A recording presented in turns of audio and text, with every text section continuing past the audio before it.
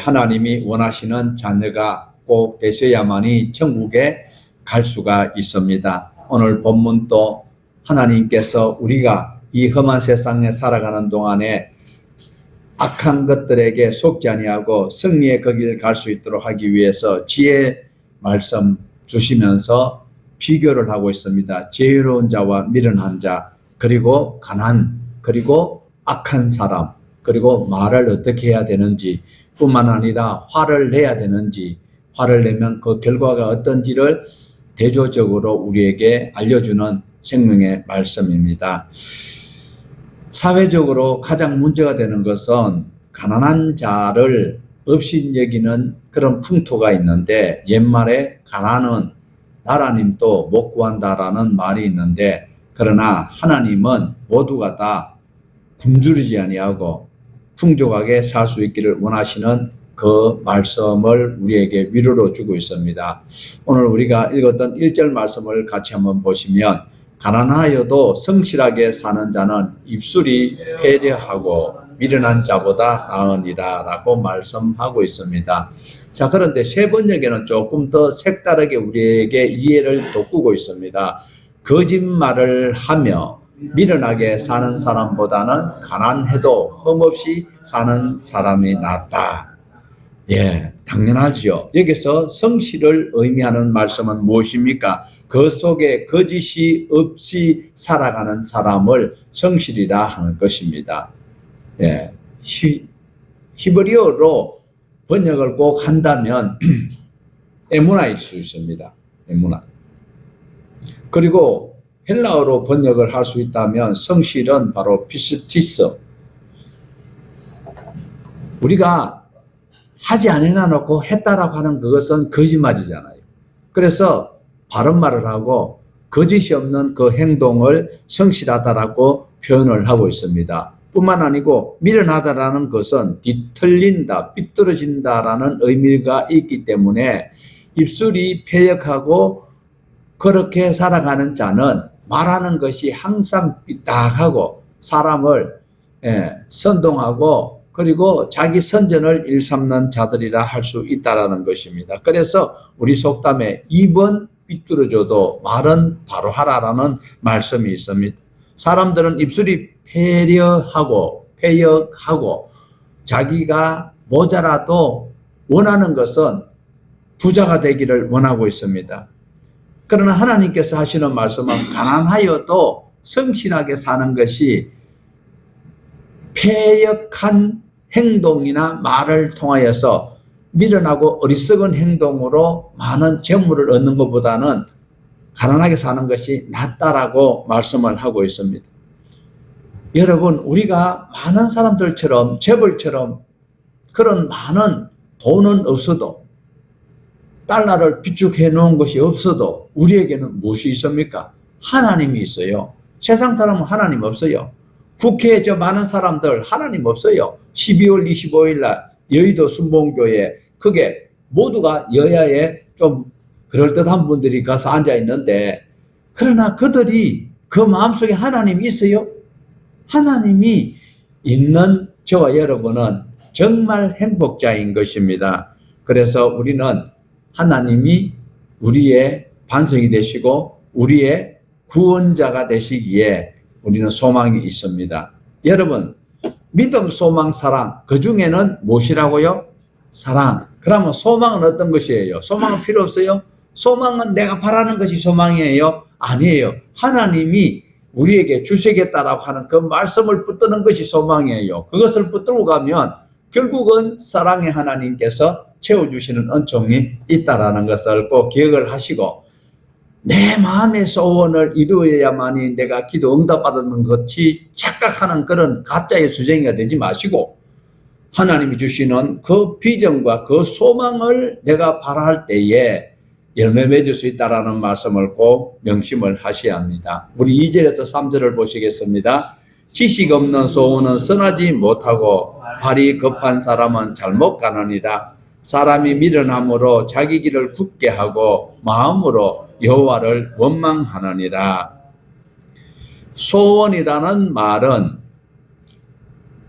원어로 보면 영혼을 이야기하고 있어요. 그러니까 지식이 없는 소원은, 하나님을 모르는 영혼은, 결론은 그게예요. 여기서는 솔로몬이 전혀 하나님을 모르는 사람들을 이야기하는 게 아니거든요. 그러니까 여기서 지식은 바로 하나님을 모르면서 살아가는 영혼은 선하지 못하다. 예. 그래서 저 소원이 네페시가 바로 영혼이고 숨쉬는 존재입니다. 그래서 저와 여러분은 정말 영혼이 하나님으로부터 구원 얻기 위해서 예수 그리스도를 우리가 확실히 믿고 있기에 저와 여러분은 온전한 지식과 그리고 살아있는 하나님의 영을 소유한 자로서는 우리의 삶이 부족한데도 예수 공로로 우리의 허물과 부족이 가려지고, 그리고 우리의 삶이 교정이 된다면 틀림없는 선한 반열에 세워진다는 사실을 꼭 기억을 하여야 합니다. 지식이 없는 영혼은 합당한 기준이나 깊은 생각 없이 자기 열정으로만 살아갈 수 있는 것입니다. 자, 여기서 우리에게 원어적으로 보여주는 것은 소원이 바로 네페시, 영혼인데, 그러나 솔로몬이 표현하고 싶어 하는 것은 열정인 거예요. 열정. 그리고 또 열성. 지식이 없는 사람이 열정이 있으면 잘못되어 가는 것이지요. 그리고 발이 급한 사람은 잘못 간다라고 이야기를 하고 있어요. 여기서 하고 있는 말씀은 무엇입니까? 발이 급한 사람은 생각보다 행동이 앞서면 실수가 많은 거죠. 그래 놓고는 어떻게 해요? 지금 솔로몬이 누구에게 이야기한다고? 불신자들에게 해요? 믿는 자들에게 이야기해요? 교회 나오는 것이 전부 다 자기 목적, 자기 소원 가지고 영혼 없는, 하나님이 없는 지식, 그 네페시 하여야 돼요. 그러니까 살아있는 영이 돼야 되는데, 목적만 가지고 하나님도 제대로 모르면서 부르짖고 간구하고 자기 마음대로 교회 왔다가 갔다가 안 이루어지면 하나님 왜 그때 안 말려주셨어요? 왜 이렇게 됐어요? 원망하는 사람들이 바로 영혼 없는 소원을 하는 자, 그리고 발이 급한 사람이다. 발이 급한 사람은요, 잘못 갈 수밖에 없어요. 잘못 갈 가능성이 상당히 많아요. 왜? 분명히 심부름을 하면 이것을 누구에게 전달하라는 확실한 목적 기억하고 가야지, 목적지도 모르고 쫓아가면 어떻게 될까요? 그래서 나중에는 원망을 혼자 다 하고 있다는 것을 우리에게 지적을 하고 있습니다. 그래서 우리는 머리는 차갑게 마음은 뜨거워야 되는 거예요. 그런데 반대로 발이 빠른 사람이나 영혼 없이 자기의 소원만 아뢰는 사람들은 머리는 뜨겁고 가슴은 아주 차가운 거예요. 남한테 이야기할 때 자기 약점을 자기는 이러한 것이라고 하는 그것을 어떻게 장점처럼 이야기하고 있지만 그것이 자기에게 해가 되는 걸 모르고 있어요. 그 안타까운 거예요. 남한테 동정받고 싶은 마음으로 막 짓거리지만 그것이 전부 다 마이너스 요인인데 그걸 모르고 있어요. 그래서 솔로몬이 기도했던 것은 하나님이여 내게 듣는 마음을 주옵소서 이야기했잖아요. 지난 시간에 레버라는 단어가 바로 마음이거든요. 그러니까 레버 사마, 듣는다. 듣는 마음을 달라고 했어요. 그래서 저와 여러분은 마음이 뜨거워야 돼요. 마음이 따뜻해야 돼요. 냉철하게 자기 이익만 알고 자기 편리한 대로 자기 하고 싶은 대로 하면서 전혀 공적 예배나 그리고 공적 모임에도 자기가 불리하다 싶고 자기 이익을 쫓아가고 그것을 피하면 이 사람은 머리만 뜨거운 사람이고 마음은 차가운 사람이 될 수밖에 없다라는 것입니다. 자, 우리 6절 보실까요? 너그러운 사람에게는 은혜를 구하는 자가 많고 선물 주기를 좋아하는 자에게는 사람마다 친구가 되느니라. 사람이 친구를 사귀고 진실한 관계를 맺기 위해서는 참된 인격과 그리고 관대한 마음을 가지고 있어야 합니다. 위선적으로 순간에 그냥 모면하기 위해서 하는 그런 가식적인 행동을 말하는 것이 아니다라는 것입니다. 여기에서 은혜라는 말은 원어적으로 보면 우리가 말하는 카리스가 아니에요. 헤세드가 아니에요. 여기서는 솔로몬이 이야기하고 싶은 것은 바로 파님, 얼굴을 이야기한다. 구하다라는 것은 쓰다듬다, 어루만지다라는 뜻이 있다. 이것은 용서를 구한다라는 것이에요. 우리가 하나님 앞에 구하는 것은 어떻게 해요? 내가 얼굴을 가지고 하나님 앞에 나와야지. 그것은 무엇일까요? 내 자신이 전인격적으로 하나님 앞에 내 모든 것을 뿌려 엎드리면서 용서를 받고 싶어 하는 거예요. 하나님이 내 얼굴을 쓰다듬어 주세요. 하나님이 내 인격을 쓰다듬어 주세요. 이 사람 바로 하나님의 은혜를 입을 수 있는 사람이라고 말씀을 하고 있습니다. 누구에게 도움을 받아야 한다면 이렇게 얼굴을 쓰다듬는 이러한 모습으로 용서함 받을 수 있어야 된다.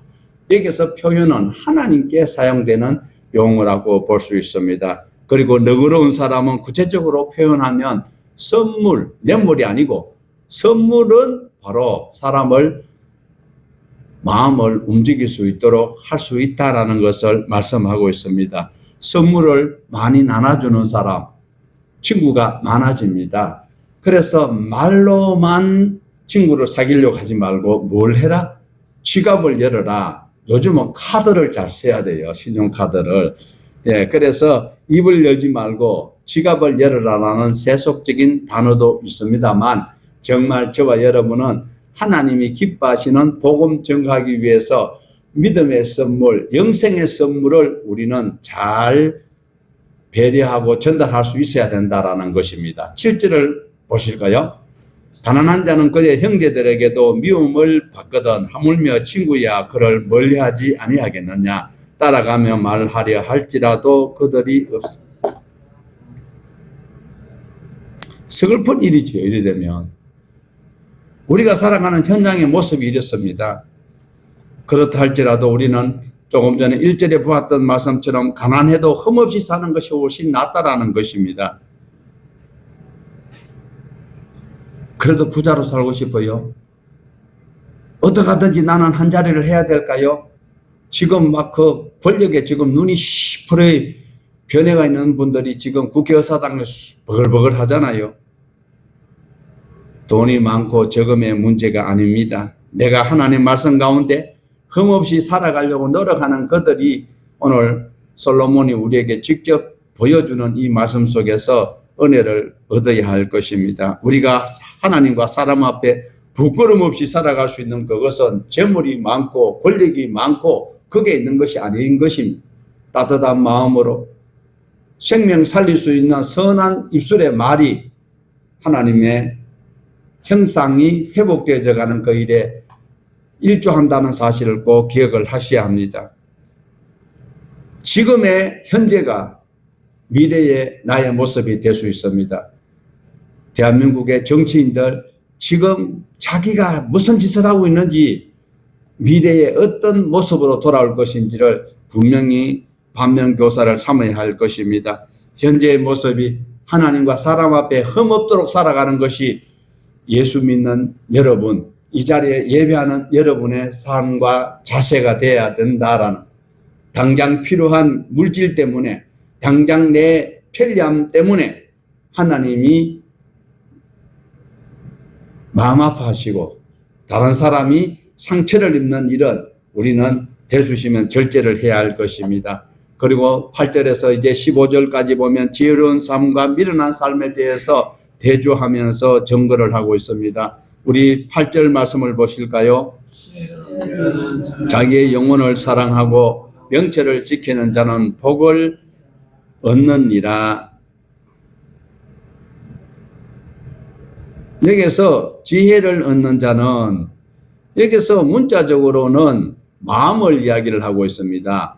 레버가 마음이라고 했습니다. 여기서 지혜가 호쿠마가 아니고 마음을 이야기해요. 솔로몬이 지금 자기 백성들에게, 자기 자녀들에게 이야기하고 싶은 것은 호쿠마가 아니에요. 여기서는 마음, 자기 영혼을 사랑하고 명철을 지키는 자는 복이 된다.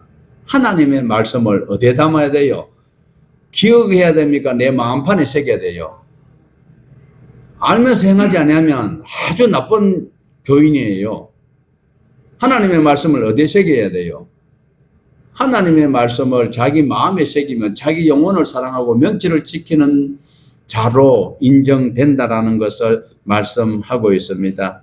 그래서 솔로몬은 하나님께 구했던 것도 총명한 머리보다도 듣는 마음을 달라라고 기도했던 모습을 볼 수 있습니다. 그것은 기뻐하시는 하나님께 자기가 송사를 판단할 때에 정말 하나님이 주시는 지혜를 마음에 담아서 그 축적되어 있는 하나님의 그 지혜로 하나님의 백성들을 돌볼 수 있게 해달라고 강구하는 모습을 볼 수 있습니다.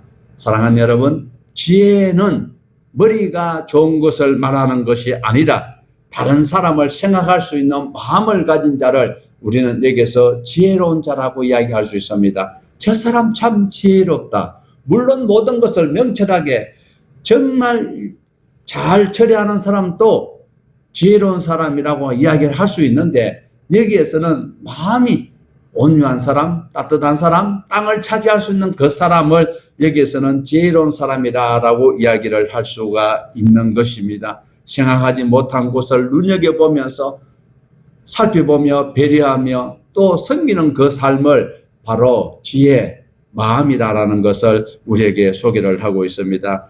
그런 사람이 받아 누리는 것은 복인 것이죠. 당연한 것입니다. 그래서 11절을 보시면 노하기를 더디하는 것이 사람의 설기요 허물을 용서하는 것이 자기의 영광이니라. 노하기를 더디하는 자는 바로 사람의 설기, 그 슬기로운 사람이 바로 노를 금할 수 있다. 요즘에 옛날 이야기가 그런 것이 있지요. 뭐 성경에도 그런 사람 많이 있었습니다. 이제 예를 많이 들어서 이제 뭐 더 이상 할 말이 없는데, 나발이 나발 불다가 죽을 짓 했을 때 생명이 한 열흘 연장되는 경우가 있었어요. 열흘 뒤에는 죽었어요. 하나님이 쳐버렸어. 그때에 열흘 안에 죽어야 되는 것이 열흘 동안 지연되는 것은 자기 부인이 아비가일이 다윗에게 슬기롭게 대처했을 때에 생명이 열흘이라도 지연되는 모습을 보기도 하였습니다. 그래서 화를 내거나 노를 내면, 노를 바라게 되면 당장 그 일이 민망한 일이 생기는 것이죠.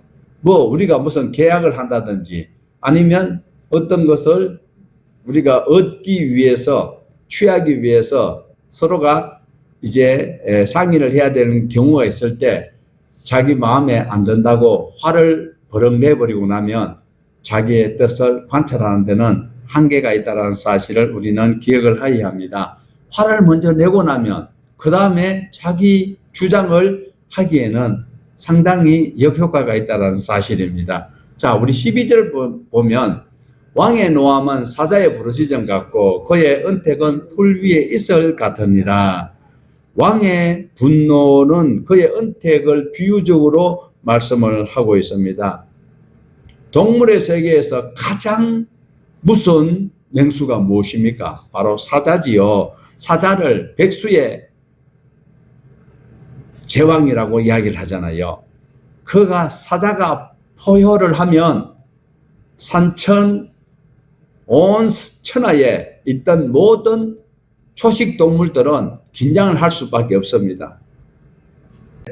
가젤이나 노루나 뭐 토끼나 뭐 사람은 이루 말할 수도 없겠지요. 벌벌 뜨듯이. 여러분 보세요. 쥐가요, 이만한 놈이 요만한 고양이 새끼가 냐옹 하면 쥐가 꼼짝을 못하고 딱 서버리더라고. 그건 무슨 원리인지 모르겠는데, 그러나 사자가 펄을 할 때에는 노루나 가젤이나 초식 동물들이 두려워 떨듯이 왕이 화를 내면 무섭다라는 거예요. 왕이 화를 내면 무서워요. 대통령하고 왕하고 달라요. 왕은 말 한마디로 생사 여탈권을 쥐고 있는 거예요. 그래, 왕이 화를 내면 얼마나 무서울까요? 정말 절제할 수 없는 그 왕의 행동으로 우리가 지금 상당히 어려운 일을 당하고 있습니다. 여러분, 조선시대에 제일 악한 왕이 누구예요? 뭐 국사 시간이 아니라서 또 그래 뭐 저도 잘 몰라. 저는 원래 공부를 잘 못했거든. 그런데 연산군이 나쁜 놈은 나쁜 놈이에요. 예, 왕이지만 없으니까 나라님도 없을 때는 욕하는 거예요. 그런데 그 연산군이 노를 발할 때에 그 밑에 있던 모든 신하들은 어쩔 줄 모르는 거잖아요. 그런데 우리가 조선시대에 선한 왕을 뽑으면 누구를 꼽을 수 있어요? 저는 제일 좋은 왕이 세종대왕이에요. 왜 그런가 하니까 한글로 이렇게 쓸 수 있도록 해주셔서 너무 감사한 거예요. 또 한 분이 있는데 정조라는 분이 있어요. 그분도 그 당시에 뭐 수원성이나 뭐 또 이러고 이제 경제적으로 이래 좀 잘 살 수 있도록 이러한 정책을 편 그런 왕인데, 그런 왕이 있을 때는 백성들이 편안하는데 연산군이 그 세상 말로 랄지 하면 얼마나 무서운지 몰라요. 그런데 세종대왕이나 정조왕이 이래 통치를 선정을 베풀 때는 백성들이 편안한 거요. 마음대로 걸어서 중앙시장도 갈 수 있고, 연산군이 화를 내면 중앙시장에 카메라가 문 닫아둬야 돼. 세종과 정조가 베풀었던 그 선정은 바로 오늘 본문에서 말하는 것이 그의 은택은 풀 위에 이슬과 같으니라. 연산군은 완전히 풀을 말려버리지만 세종과 정조 같은 왕이 선정을 베풀었을 때는 지금 여기에 풀 위에 이슬이, 우리는 풀 위에 이슬이 시적이지만 실제로 시골 사면요, 풀 위에 이슬이 갈 때에 신발 다 버리고 발 축축하고, 뭐 부잣집이야 뭐 운동화 신으면 되지만 고무신 신고 그 맨발로 이렇게 걸어가는데 이슬이 그 묻으면 신발이 미끈덕 얼마나 그게 불편한데, 그런데 실제로 풀 위에 이슬이라는 것이 우리나라의 정서에는 그렇게 뭐 시인들이나 좋아할지 몰라도, 그러나 이 팔레스타인 지역에는요 비가 자주 안 오잖아요. 그런데 기온 차이가 있으니까 그 새벽녘에 그 풀 위에 그리고 화초 위에 그 맺혀 있는 그 이슬이 많은 비가 내리는 그곳에는 상당히 농사 짓는데 도움이 되기 때문에 그래서 이런 표현을 하고 있는 것입니다. 이슬이 나무와 꽃과 그 위에 맺혀 있을 때 비가 막 내리는 것보다는 못하지만 그래도 성장할 수 있는 것이기에 저렇게 표현을 하고 있습니다. 하나님의 은혜가 우리에게, 우리가 잠잘 때도 주무시지 아니하시고 풀 위에 살포시 맺혀지는 이슬 같은 은혜를 여러분은 경험하고 계신지요? 아멘 한 사람 정말 믿음 좋은 사람이고 내년에도 복을 많이 받을 사람입니다. 13절 보십시다. 미련한 아들은 그의 아버지의 재앙이요 다투는 아내는 이어 떨어지는, 뭐 이것은 동서고금을 막론하고 아들이 나쁜 짓 하면 참 패가 망십니다. 저쪽에 경기도에 그 어떤 도지사 했던 분 아들 때문에 그 아버지가 참 믿음도 좋고 훌륭한 분인데도 그 아들이 마약을 해가지고 그래 사과를 하는 일이 생기잖아요. 아들이 잘하면 얼마나 좋아. 누구처럼 막 이래 차도 이래 사주고 이러면 참 좋다니까. 그러면 아버지가 이 기분이 좋아. 입이 이래 벌어지는데 야 맨날 뭐 조사받으러 오라 그러고 뭐 이러면 그 아버지는 피가 마를 것입니다. 이스라엘 당시에 자손이 번성하는 것이 복이라고 이야기하고 있어요. 그런데 미련한 아들은 그 아버지의 재앙이 되기 때문에 이런 아들은 차라리 안 태어나는 것이 훨씬 좋을 수가 있습니다. 그렇지만 미련한 아들은 그 아버지의 재앙과 같다. 예수님께서 가룟 유다 보고 너 차라리 안 태어났으면 더 나을 뻔했다라고 이야기한 적이 있습니다. 진짜 아들이 잘해야 돼요. 사무엘 시대에 사무엘상에 보면 엘리의 그 두 아들 호미와 비늘하우스가 세상에 나쁜 짓을 하였을 때에 엘리가 자빠져가지고 목이 부러져 돌아가셨어요. 예, 그 소리는 왜 그럴까요? 하나님의 법궤를 메고 나가가지고 전쟁에 나가서 법궤를 홀랑당 빼앗겨버리는 거예요. 그런데다가 글쎄요, 그 의문입니다. 엘리 제사장이 그래도 신앙의 제사장인데 여러분은 어떻게 생각하세요? 홈리와 비나스가 둘 다 죽었다는 소리에 놀라 자빠졌는지, 하나님의 법궤가 빼앗겼다고 해서 자빠졌는지, 저는 법궤 빼앗겼다에 한 표를 두고 싶어요. 그래서 홈리와 비나스는 엘리 제사장의 근심거리였고 재앙이 되었습니다. 그것뿐만 아닙니다. 유명한 사무엘 선지자의 아들 누가 있었습니까? 요엘과 아비야도 이 사사로 있었는데 뇌물을 받아 먹고 결국은 이스라엘의 새로운 정치 문화를 바꿔버렸어요. 하나님이 왕이 되셨는데 이스라엘 백성들이 요엘과 아비야가 뇌물을 받아 먹는 것을 보고 사무엘에게 가서 우리도 세상처럼 사람을 왕으로 세워주세요. 당신은 많이 늙었고 당신 아들도 하는 것 보니까 이제는 하나님 필요 없고 이제 세상의 왕들처럼 우리도 왕을 세우자. 그래서 사울이 초대 왕이 되는 이런 정치 문화가 바뀌었던 것을 볼 수가 있습니다. 그리고 저게 우리 13절 하반절에 다투는 아내는 이어 떨어지는 물방울입니다. 아들놈도 골치 아픈데 악처를 만나면 이것도 보통 일이 아니다라고 이야기를 하고 있어요. 이 비유는 무엇인가 하면 다투는 아내는 90% 이상이 다 착한 아내입니다. 조강지체가 얼마나 착해요. 그런데 지금 천명을 거느리고 있던 분이 그거 보니까 아주 독한 그런 부인도 있는 거예요. 그를 빗대서 하는 소리가 저기서는 얼표 잘 안 되죠. 다투는 아내는 이어 떨어지는 물방울입니다. 여기서 경험한 분들 들었을 거예요. 옛날에 가난한 시절에 요즘은 막 집이 다 아주 건축 기술이 좋아져 가지고 튼튼하게 지어서 비가 새는 데는 거의 없지요. 옛날에는 초가상간 그리고 또 조금 근대화됐을 때는 슬레이트로 이래 지었는데 그것이 가난한 집에는 수리를 제때 못하면 자다 보면 비가 오면 비가 막 뚝뚝 떨어지는 거예요. 그러면 그때에 어떻게 해야 돼요? 슬기로운 부인들은 장독이나 요강이나 세수대야를 갖다 놔놓고 그 빗물 떨어지는 거 그거 다 받아야 돼.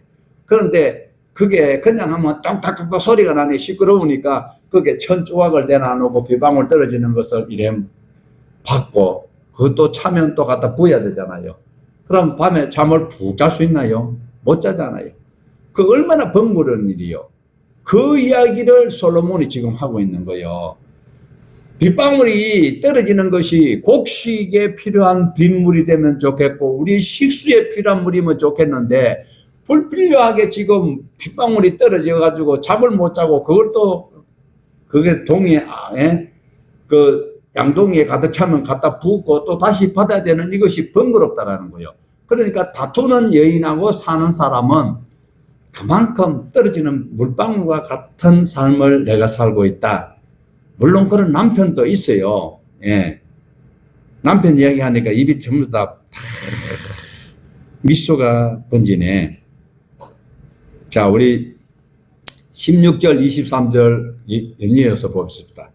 계명을 지키는 자는 자기의 영혼을 지키거니와 자기의 행실을 상하지 아니하는 자는 죽으리라. 자, 23절 보십시다. 여호와를 경외하는 것은 사람으로 생명에 이르게 하는 것이라. 경외하는 자는 족하게 지내고 재앙을 당하지 아니하느니라. 하나님의 말씀인 계명을 지키고 하나님을 경외하는 자는 그 영혼을 지키게 되고 생명에 이르게 된다라는 말씀을 하고 있습니다. 하나님이 영원한 생명 주시는 분이기 때문에 여호와의 계명을 지키는 자가 되어야 되는 것입니다. 자신의 행실을 상하지 않는 사람은 재앙을 당하는 그것도 영원한 생명길에서 벗어났기 때문에 그 꼴을 당할 수밖에 없습니다. 기차가 아무리 비싸고 좋은 거라도 철로를 달려갈 때에 그 가치가 있는 거예요. 철로를 벗어나면 어떻게 돼요? 바로 탈선입니다. 저와 여러분이 생명의 길, 영생의 그 길을 벗어나면 탈선하는 기차와 같이 되기 때문에 하나님의 계명을 지켜야 되는 거예요. 영생의 노선으로 가야 되는 거예요. 주님 계신 곳으로 가야 돼요. 눈에 좋아 보이는 것. 소돔과 고모라들이 불 받기 전이니까 얼마나 좋아 보이는지 롯이 그 택하였다가 부끄러운 일 당하고 말았습니다. 저와 여러분은 오늘 또 주님 앞에 어떻게 살아야 할 것인지 생명의 노선으로 이탈하지 않는 삶을 살아가야 합니다. 17절입니다. 가난한 자를 불쌍히 여기는 것은 여호와께 구워드리는 것이니 그의 선행을 그에게 갚아주시리라. 사람들이 은행에 돈을 맡기는 것은 어떨 때 맡깁니까? 은행에 돈을 맡겼는데 은행이 파산하면 돈을 한 번도 못 받잖아요. 그런데 지금은 그저께 뉴스에 보니까 이제 예금자 보호법이 1억으로 이제 상향된다고 하는데 은행에는 돈을 내가 맡기면 틀림없이 내가 그 필요할 때 받을 수 있다라는 것 때문에 맡기는 거잖아요. 그런데 가난한 자에게 돈을 누가 구워주는 사람은 잘 없어요.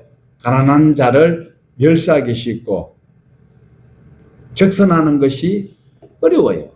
그런데 그 이유가 무엇일까? 가난한 자에게 빌려주면 못 받을 가능성이, 은행에는 집어넣으면 당연히 받을 수 있는데 이자까지 받는데 가난한 자에게는 떼일 가능성이 있어서 못 주는 거예요. 그런데 하나님은 가난한 자를 도와주는 것이 하나님께 구워주는 것으로 간주되어 하나님께서 하나님의 방법으로 이자를 얼마나 쳐주는지 몰라도 분명히 갚아주신다라고 말씀을 하고 있습니다. 가난한 자를 도와주는 자는 하나님께 구워주는 것과 같은 은혜를 그리고 복을 받을 수 있다라고 말씀을 하고 있습니다. 21절입니다. 사람의 마음에는 많은 계획이 있어도 오직 여호와의 뜻만이 완전히 서리라. 이제 다음 주 이제 1월 1일 되면은 이제 또 다음 주 되면 그때 또 막 올해는 어떻게 해야 된다고 계획을 많이 세워도 그 일을 이루게 하시는 분 누구예요? 진짜예요? 믿어요? 예. 모든 계획이 있어도 많은 계획을 세워도 성취시키게 하시는 분은 하나님밖에 없다라는 것입니다.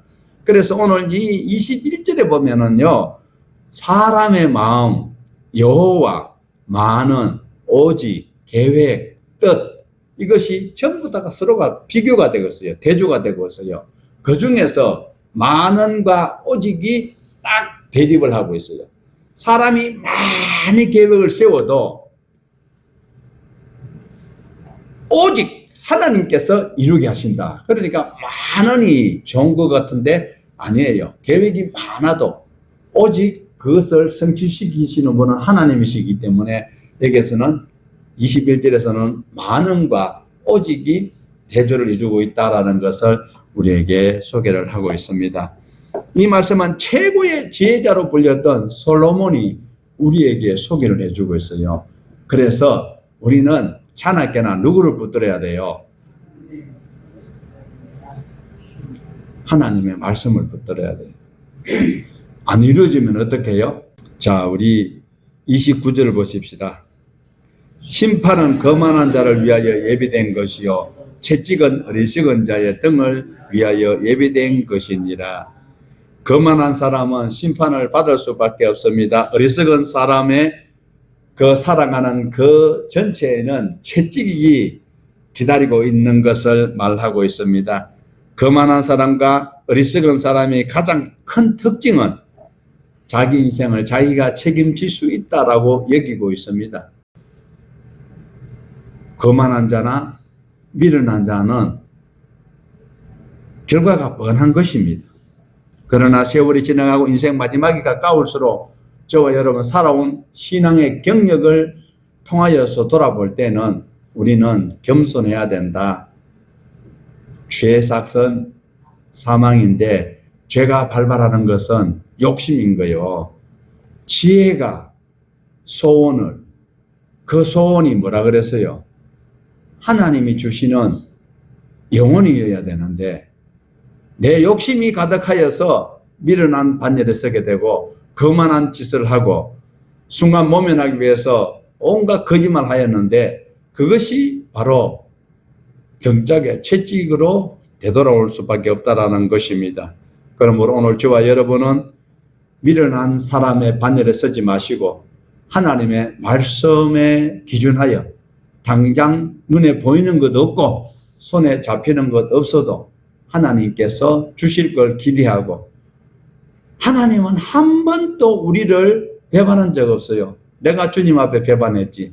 그러므로 오늘도 나를 실망시키지 아니하시고 나에게 주님을 바라보게 하시는 그 하나님을 붙드시고 2024년 마무리를 잘 하시고 내년에는 우리가 더 넓은 마음과 너그러운 마음을 가지고 하나님의 사람으로 성장할 수 있는 모두가 되기를 주님의 이름으로 축복합니다.